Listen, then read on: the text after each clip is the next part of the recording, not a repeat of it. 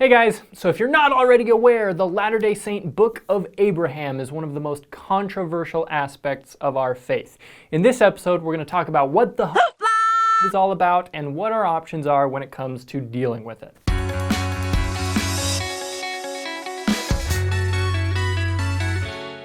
So in general, we don't know a whole lot about how Joseph Smith received his scriptural translations and revelations, but we do know that the process was sometimes different depending on the project. Sometimes he used the Urim and Thummim or seer stone. Sometimes the scriptures seemed to just catalyze a sudden revelatory scriptural expansion. Doctrine and Covenants 7 is a translation of a document written by John the Revelator that Joseph didn't even physically have.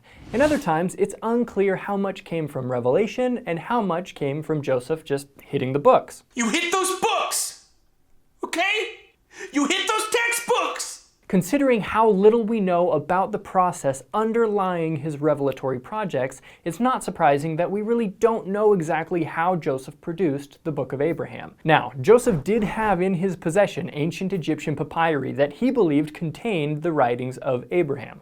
Unfortunately, a good portion of the original papyri was destroyed in the Great Chicago Fire of 1871. And that also is very convenient. Sir, I find it decidedly inconvenient. In the 1960s, some surviving fragments resurfaced, including the original illustration or vignette for Facsimile 1.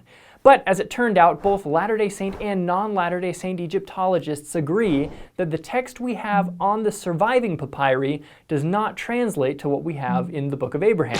So we're stuck to grapple with the question, what exactly is the relationship between the papyri and our Book of Abraham? Generally, people fall into one of three categories outlined by Egyptologist John Gee. People believe that Joseph produced the Book of Abraham from the surviving fragments of papyri we still have, from papyri that was destroyed that we no longer have, or he produced it without the aid of any papyri at all.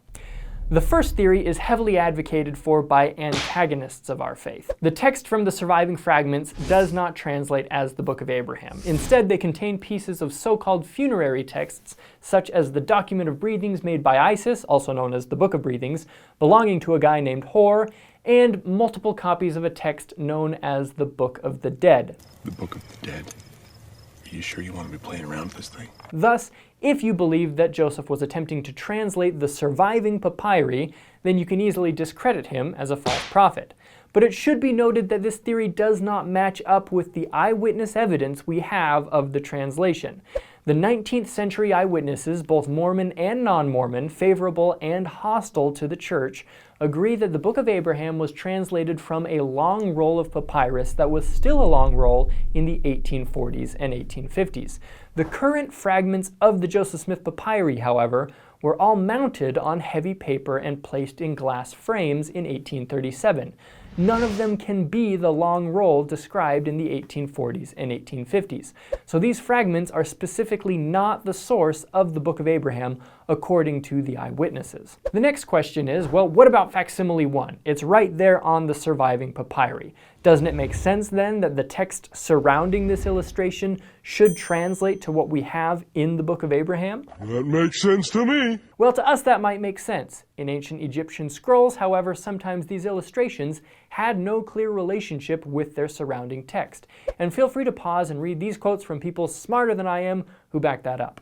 In fact, this same guy, Hor, also owned a copy of the Book of the Dead written by the same scribe and illustrator, and more than half of the pictures don't match with the text surrounding them. No!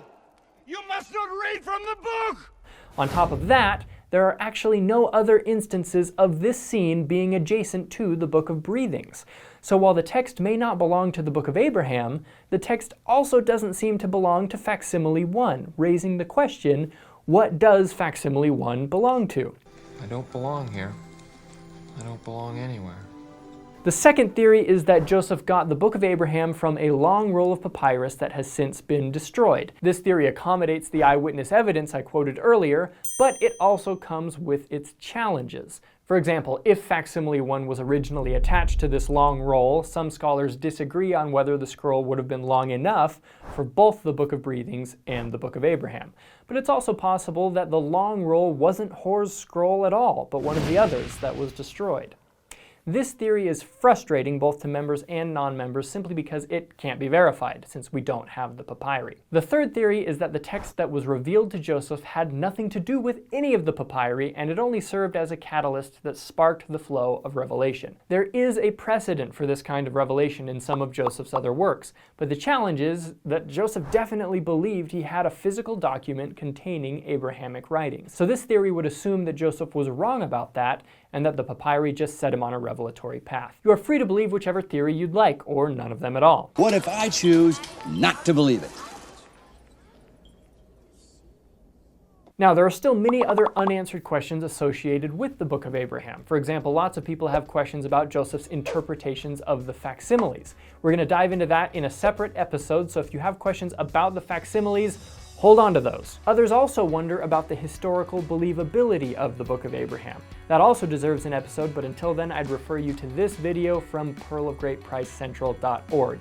Check out the resources in the description for more info, and have a great day.